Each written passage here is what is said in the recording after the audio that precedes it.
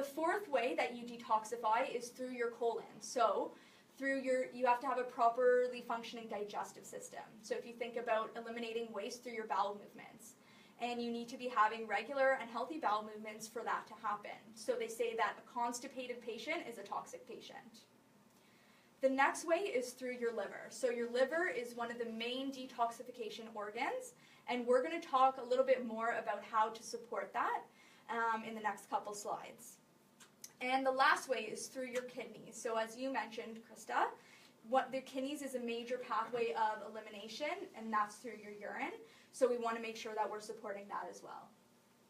And it's important to understand when you're doing a detoxification program or protocol, or just generally supporting detox for life, and you want to do this long term, it's really good to look at which of these detoxification pathways are not working properly in you. Because it could be, for example, one person, it might be kidneys need a little bit more support. For another person, it might be their digestive system that needs support. So it's really important to look at which of these areas is most stressed and which one needs the most support so that we can really get rid of these toxins. So let's talk about what detoxification actually means, because that term, again, detox and cleanse, are thrown around a lot, but let's define what that actually is. So detoxification is really the process of clearing out toxins from the body or neutralizing and transforming them. So when you take in toxins, they have harmful and negative effects. And in your body, you have processes that actually transform them into something that is no longer harmful. So that's what it means by neutralizing. And like I said, detoxification naturally occurs, but when we're overburdened with toxins, then those toxins end up building up and accumulating, and so we need to support those systems. So if you have poor digestion or sluggish bowel movements, or even a reduced liver function, then you're not going to be detoxing properly, and those toxins will build up even more. So detox, when we say detox for life, that's really about implementing dietary and lifestyle changes that reduce your intake of toxins, so treating that root cause, and then also improving your pathways of elimination. So let's talk a little bit about the liver. So the liver is one of the main detoxification organs. And it's really important because it contains a lot of different chemical reactions and enzymes that break down those toxins into products that are no longer harmful to the body.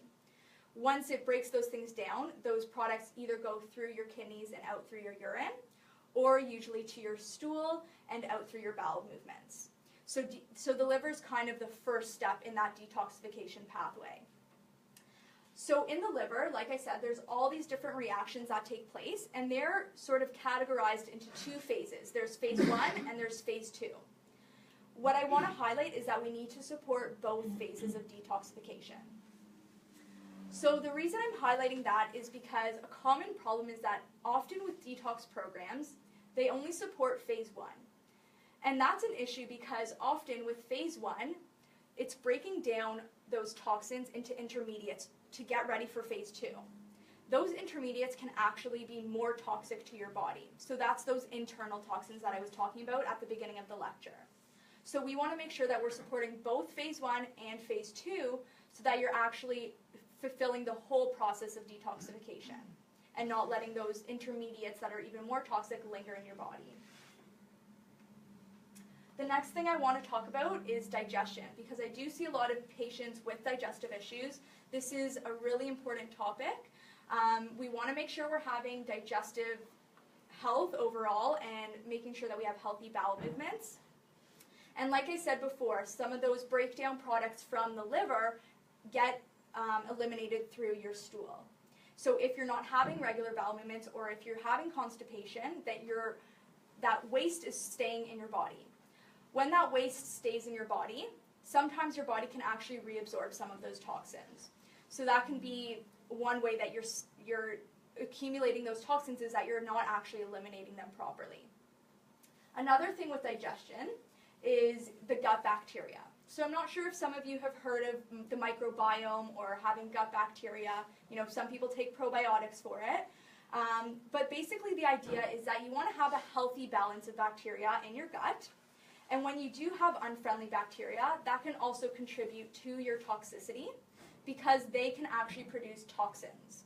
So again, you want to really work on having healthy bacteria, healthy bowel movements, and optimal digestion. So now we sort of covered the different ways that your body detoxifies. We want to talk about the benefits of regular detoxification. So based on all the impacts of toxins on our body, these are some of the things that you would hopefully notice when doing a detoxification. So balancing hormones is one of them, healing the digestive system, increasing your metabolism, so being able to more easily lose weight if you need to, improving your immune system and preventing chronic infections, reducing allergies, so often allergies are related to toxins in your body or molds, healing the skin, so conditions like eczema or psoriasis might be related to toxins, balancing blood sugar and insulin production, decreasing stress and promoting mental health, and decreasing inflammation. So that will hopefully decrease your chronic pain if you have any of those sort of arthritic conditions. So now that we sort of talked about how your body detoxifies, we're going to get into the basic components of a detox and what you should be looking at when you're going to do detox for life. So these are some of the components for detox, and we're going to go through each of these in detail. But what I want to highlight is that with everything in naturopathic medicine, we always advocate for an individualized approach. So that doesn't mean that everyone gets the same thing and there's no typical plan. It's really according to your needs, according to your health goals, and based on your health status and your medications, your medical history, lots of different information that makes you unique.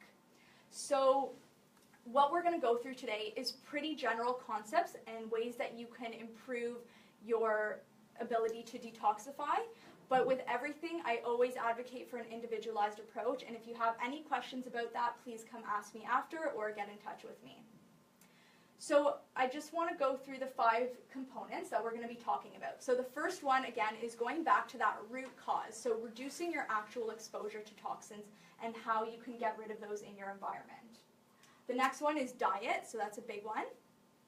The third one is supplements, and that includes both herbs, so things from plants, as well as nutrients, so vitamins, minerals, amino acids, etc.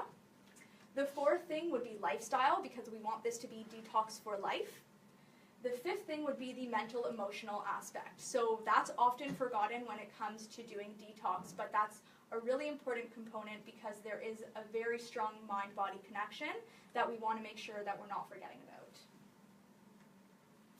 Okay, so we're going to start with the first thing, reducing our exposure. So the first way we can reduce our exposure is through our food. So most conventional foods and even organic foods are sprayed with things to prevent other things from growing on it, basically. So pesticides, herbicides, fungicides, the list goes on. So really, as much as possible, you should buy organic. And I am giving you the list of the Dirty Dozen and the Clean 15 for 2017. So that might help guide you a little bit in what produce you might choose to buy organic versus the other stuff that you might not, which is totally fine. Everyone has to do what they're able to and what's feasible. But if you are not buying organic, make sure that you're at least washing your fruits and vegetables really, really well. The other thing would be your meats. So trying to buy hormone-free, antibiotic-free meats, again, where possible, and avoiding some of those harmful things through your food. You want to talk about this slide? No. Basically, we want to encourage whole foods. So you don't want to have a whole list of ingredients. When you're going to buy your foods, you want to have the basics. You want to know what's in your food. You want to know what you're putting into your body. Okay, so the next way we can reduce our exposure is through plastic. So we talked a little bit about that at the beginning. Yeah, do you have a question?